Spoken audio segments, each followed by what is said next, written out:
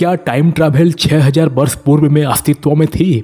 वैसे time travel कोई हालिया अवधारणा नहीं है, लेकिन अगर हम अतीत पर नजर डालें तो हमें अंदाजा हो सकता है कि समय यात्रा क्या है और भविष्य में इसके क्या होने की संभावना है। सभी प्राचीन सभ्यताओं ने समय यात्रा और मल्टीपल यूनिवर्स के विचार का बात किया है। इनमें से प्रत्येक ब्रह्मांड में समय अलग अलग गति से गुजरता है। सिंधु संस्कृति महाभारत कालीन और संभवतः उससे भी पहले की है। टाइम मशीन का विचार आज के समय से काफी मिलता जुलता था। उस युग में लोगों को किसी मशीन की आवश्यकता नहीं थी, वे अपनी सिद्धियों के साथ यात्रा कर सकते थे। चाहे गीता हो या बाइबल, सभी पवित्र ग्रंथ समय यात्रा की बात करते हैं। सत्य युग के दौरान कुकुतमी नाम का एक राजा थे जो पानी के नीचे के साम्राज्य कुशस्थली के शासक थे। ये एक बहुत समृद्ध राज्य था, लेकिन राजा के पास कोई पुत्र नहीं था, इसलिए वो अपनी बेटी रेवती के लिए एक उपयुक्त दूल्हे की तलाश में थे जो उनके बाद राज्य संभाल सके। लेकिन उन्हें उसके लिए कोई उपयुक्त वर नहीं मिला, इसीलिए उन्होंने भगवान ब्रह्मा के पास जाने और उनकी मदद लेने के बारे में सोचा।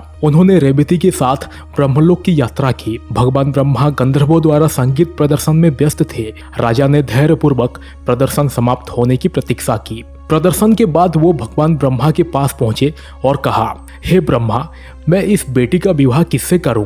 मैं आपके पास यही पूछने आया हूं कि मैंने कई राजकुमारों की तलाश की और उनमें से कई को देखा, लेकिन उनमें से कौन उचित होगा मेरी पुत्री के लिए, आप बताइए। भगवान ब्रह्मा उसकी मूर्खता पर हंसे और बोले, हे राजा, जिन राजकुमारों के बारे में तुम बात कर रहे हो वो सभी मर चुके हैं। उनके बेटे, पोते और उनके दोस्त भी मर चुके हैं। ब्रह्मा जी ने राजा को समझाया कि अस्तित्व के विभिन्न स्तरों पर समय अलग अलग चलता है। जिस समय वे ब्रह्मलोक में प्रतीक्षा कर रहे थे, 27 चतुर्युग पृथ्वी पर बीत चुके थे। ब्रह्मलोक में रहने के दौरान राजा के मित्र, परिवार, खजाने, उसकी सेनाएं, सब कुछ गायब हो चुका है। राजा और पुत्री दोनों आश्चर्यचकित और हैरान थे। वे अपने नुकसान से दुखी थे, लेकिन भगवान ब्रह्मा ने उन्हें सांत्वना दी और कहा कि कृष्ण के भाई बलराम रेवती के लिए एकदम उपयुक्त है।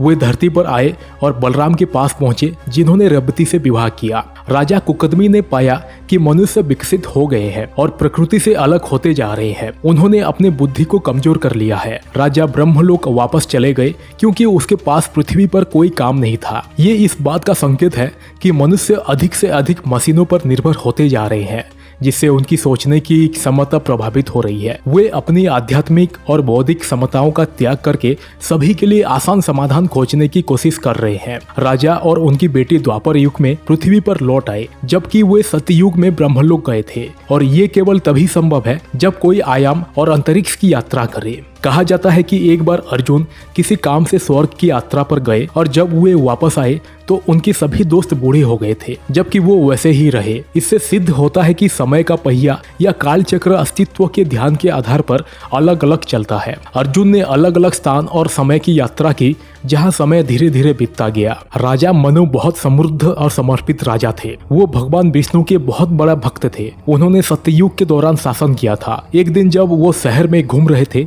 तो उन्हें पता चला कि समाज में बुराइयां घर कर गई है और लोग भगवान के नाम पर पैसे भी मांग रहे हैं। इससे वो बहुत परेशान हुए और उन्होंने अपना राज्य त्याग कर मानवता का मार्गदर्शन करने का रास्ता खोजने का फैसला किया। वो अपनी पत्नी के साथ आत्मज्ञान के मार्ग खोजते हुए जंगल में रहने लगे।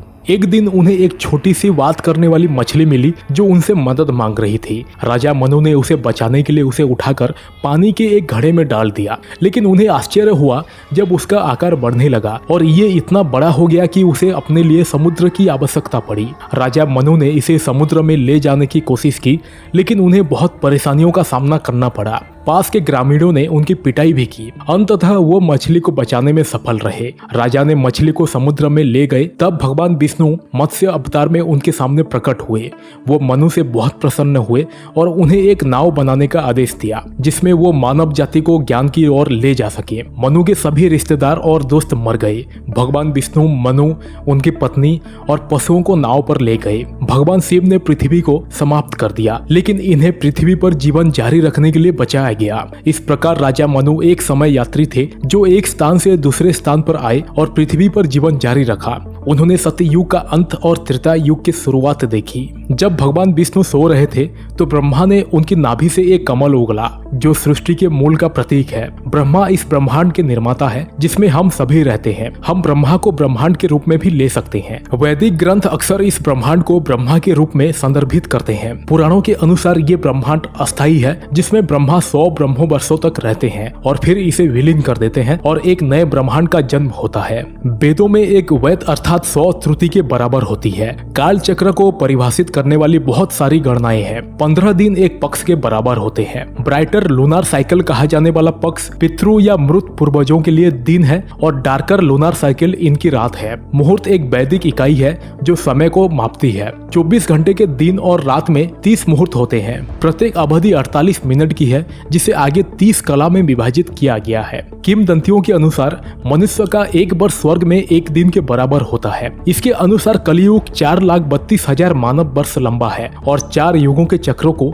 एक महायुग कहा जाता है। ब्रह्मा के प्रत्येक वर्ष में 360 दिन होते हैं और हम अपने वर्तमान ब्रह्मा के 51 वर्ष में है। वेदों के अनुसार ब्रह्मा दिन में सृष्टि करते हैं और रात्रि में विश्राम करते हैं। इस दौरान सारी सृष्टि वापस उन्हीं में समाहित हो जाती है। अंततः हमारा जीवन काल ब्रह्मा का एक दिन ही है। इस सभी गणनाओं के अनुसार हमारी पृथ्वी लगभग 155 अरब वर्ष पुरानी है। यहाँ तक कि आधुनिक विज्ञान ने भी इसी अंक का पता लगा लिया है। और यदि हम गैजेट्स का उपयोग बंद कर दें और अपने मस्तिष्क के न्यूरॉन्स का उपयोग करें तो वास्तव में मानव मस्तिष्क को इससे बहुत मदद मिलेगी। अगर हम सबसे प्राचीन सभ्यता पर नजर डालें तो एक नाम सामने आता है और वो है सिंधु घाटी सभ्यता। अब समय यात्रा की सोच के बारे में बात करते हुए हम सभी उस डर से परिचित हैं जिसने 2012 में पृथ्वी के नष्ट होने से मानव जाति को पंगु बना दिया था। वैसे ये अवधारणा इसीलिए आई क्योंकि दुनिया की सबसे पहली सभ्यता के लोग केवल 2012 तक का ही कैलेंडर बना सकते थे। वैसे इसका और बारीकी से विश्लेषण करें